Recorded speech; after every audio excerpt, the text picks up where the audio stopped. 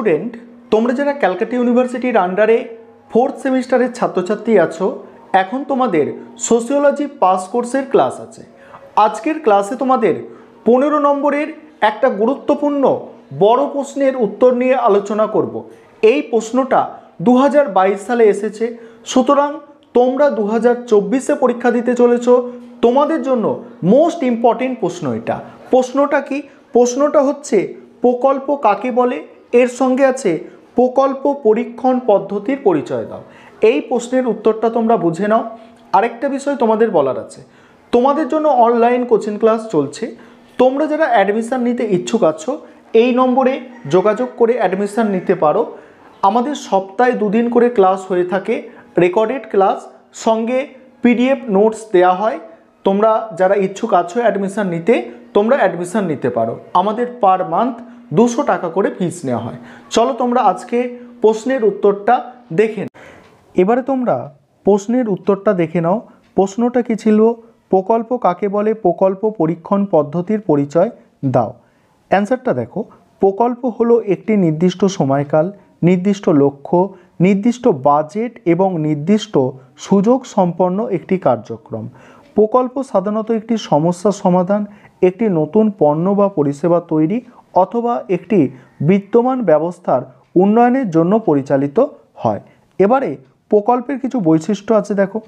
1 নম্বর হচ্ছে প্রকল্পের একটি স্পষ্ট এবং পরিমাপযোগ্য লক্ষ্য থাকতে হবে।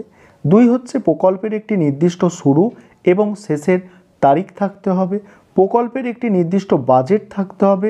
প্রকল্পের কি কি কাজ অন্তর্ভুক্ত করা হবে এবং কি কি কাজ বাদ দেওয়া হবে তা স্পষ্টভাবে সংজ্ঞায়িত করতে হবে। এবার দেখো প্রকল্প পরীক্ষণ পদ্ধতি। প্রকল্প পরীক্ষণ পদ্ধতি হলো প্রকল্পের লক্ষ্য পূরণ করা হয়েছে কিনা তা নিশ্চিত করার জন্য ব্যবহৃত একটি পদ্ধতি। এই পদ্ধতিতে প্রকল্পের বিভিন্ন দিক যেমন লক্ষ্য, সময়সীমা, বাজেট এবং সুযোগ পরীক্ষা করা হয়। তারপর দেখো প্রকল্প পরীক্ষণ পদ্ধতির বিভিন্ন ধরন।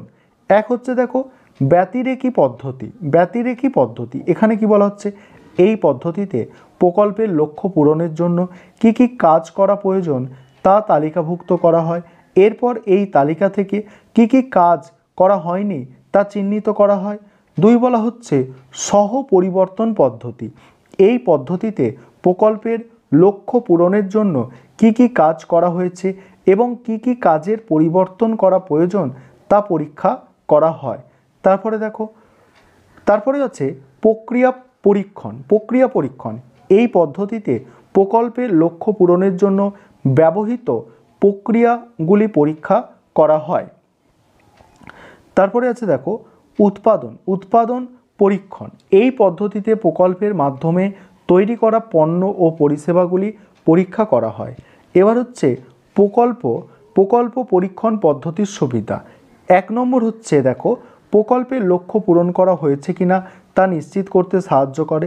2 নম্বর হচ্ছে প্রকল্পের ত্রুটিগুলি চিহ্নিত করতে সাহায্য করে, প্রকল্পের উন্নয়নে সাহায্য করে।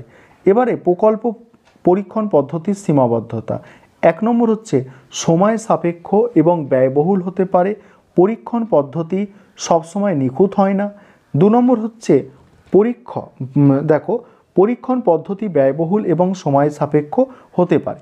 এই পয়েন্টটা 2 বার লেখা হয়েছে, ঠিক আছে, এটা 1 হবে এবং এটা 2 হবে। পরীক্ষা পদ্ধতি সবসময় নিখুঁত হয় না, তারপরে পরীক্ষণ পদ্ধতি ব্যয়বহুল ও সময় সাপেক্ষ হতে পারে। 3 নম্বর হচ্ছে পরীক্ষণ পদ্ধতি সবসময় বাস্তব জগতের পরিস্থিতিকে প্রতিফলিত করে না। এবার উপসংহারে কি লিখবে? উপসংহার হচ্ছে পরীক্ষণ পদ্ধতি জ্ঞান, দক্ষতা বা ধারণার সঠিকতা যাচাই করার জন্য একটি গুরুত্বপূর্ণ হাতিয়ার। এটি বিভিন্ন ক্ষেত্রে প্রয়োগ করা হয় এবং বিভিন্ন উদ্দেশ্যে ব্যবহার করা হয়। এই ছিল তোমাদের আজকের ক্লাস।